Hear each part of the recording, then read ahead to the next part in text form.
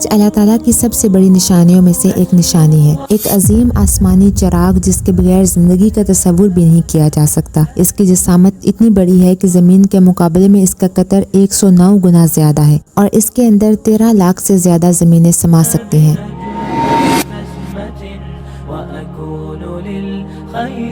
زمین سے سورج کا اوسط فاصلہ تقریباً 150 ملین کلومیٹر ہے، اور یہی فاصلہ اتنا ناپا ہوا اور حکمت بھرا ہے کہ اگر یہ ذرا سا کم ہوتا تو زمین آگ میں جل جاتی، اور اگر زیادہ ہوتا تو زمین برف کا گولہ بن جاتی۔ یہی حقیقت قرآن نے بیان کی، وَسَخَّرَ لَكُمُ الشَّمْسَ وَالْقَمَرَ دَائِبَيْنِ، اور اس نے سورج اور چاند کو تمہارے لیے مسخر کیا جو لگاتار چل رہے ہیں۔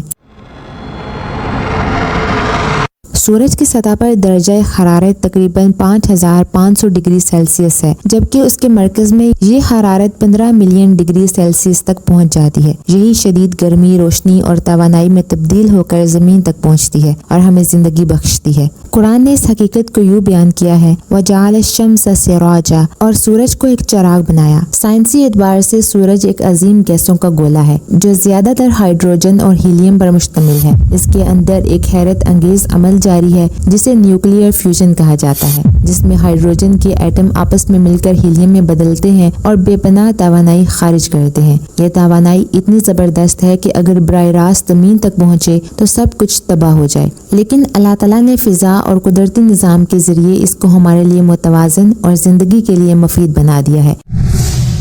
اگر سورج اچانک غائب ہو جائے تو زمین کی حالت کس قدر خوفناک ہوگی۔ سائنسدان بتاتے ہیں کہ سورج کے بغیر زمین پر زندگی کا تسلسل ناممکن ہے۔ سب سے پہلے جیسے ہی سورج غائب ہوگا، زمین اندھیرے میں ڈوب جائے گی۔ پہلا دن ہی ایسے لگے گا جیسے پوری دنیا پر قیامت کا سایہ چھا گیا ہو۔ آسمان سیاہ ہو جائے گا، روشنی کا کوئی ذریعہ باقی نہیں رہے گا، اور درجہ حرارت تیزی سے گرنا شروع ہو جائے گا۔ پہلے ہی ہفتے میں زمین کا اوسط درجہ حرارت 0 سے نیچے جا پہنچے گا۔ سمندر کی سطح پر برف جمنا شروع ہو جائے گی۔ پودے روشنی نہ ملنے کی وجہ سے فوٹوسینتھسس کا عمل روک دیں گے۔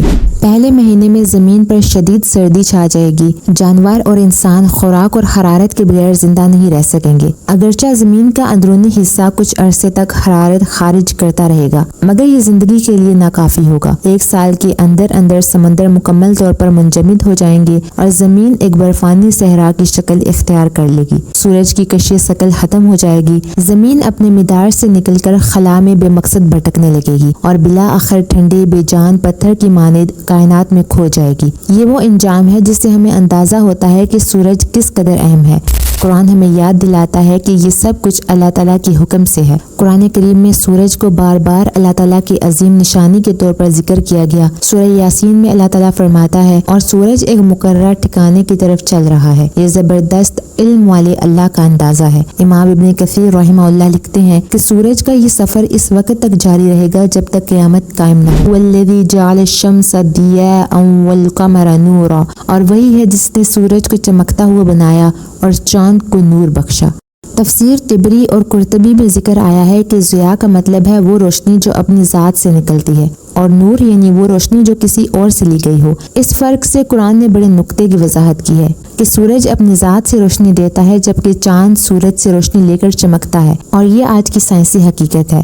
اسی طرح اللہ تعالیٰ نے سورہ نوح میں فرمایا، وَجَعَلَ الشَّمْسَ سِرَاجًا، اور سورج کو چراغ بنایا۔ مفسرین کہتے ہیں کہ سورج کو چراغ اس لیے کہا گیا کیونکہ وہ مسلسل جلنے والے دیے کی طرح روشنی اور حرارت پیدا کرتا ہے، اور یہ حرارت ہی زمین پر زندگی کے وجود کا سبب ہے۔ سائنس کے مطابق سورج ہمیشہ اپنی موجودہ حالت میں نہیں رہے گا۔ ماہرین فلکیات کے نزدیک سورج ایک درمیانے درجے کا مین سیکوینس سٹار ہے جو اس وقت اپنے مرکز یعنی کور میں ہائیڈروجن کو ہیلیم میں تبدیل کر کے توانائی پیدا کر رہا ہے، مگر یہ عمل ہمیشہ جاری نہیں رہ سکتا۔ سائنسدانوں کا کہنا ہے کہ تقریباً 5 ارب سال بعد سورج ہائیڈروجن کو ختم کر دے گا۔ جیسے ہی یہ ایندھن ختم ہوگا، سورج پھیلنا شروع ہو جائے گا۔ اس مرحلے پر سورج کی بیرونی تہیں اتنی پھیل جائیں گی کہ زمین سمیت قریبی سیارے شدید حرارت کی لپیٹ میں آ جائیں گے۔ مزید وقت گزرنے پر سورج اپنی بیرونی تہیں کھو دے گا اور سکڑتے ہوئے ایک سفید بونا ستارہ بن جائے گا۔ اس وقت زمین پر زندگی کا وجود ناممکن ہو جائے گا۔ گویا سورج کا مستقبل بتا رہا ہے کہ کائنات میں ہر چیز کی ایک مدت ہے جو ختم ہو کر فنا ہو جاتی ہے۔ یہ حقیقت قرآن کریم میں کئی جگہ بیان ہوئی۔ اللہ تعالیٰ فرماتے ہیں، اِذَا الشَّمْسُ كُوِّرَتْ، جب سورج کو لپیٹ دیا جائے گا۔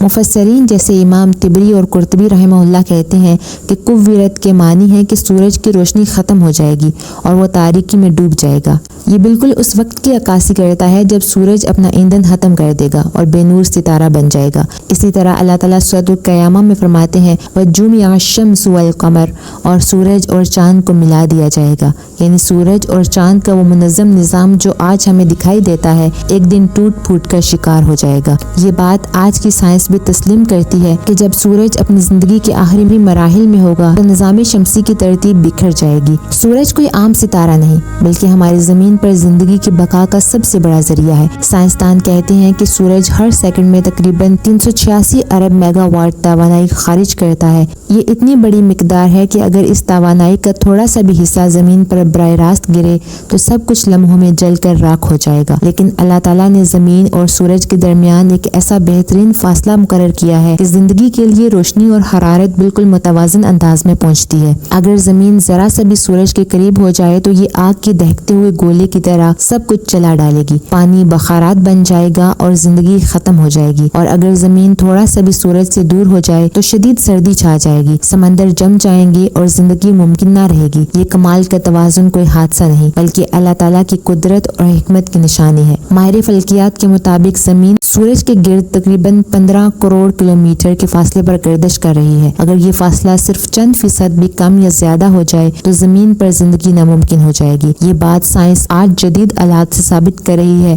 جبکہ قرآن نے صدیوں پہلے اس توازن کو اللہ تعالیٰ کی نشانی قرار دیا تھا۔ وأكون للخير العميم مثال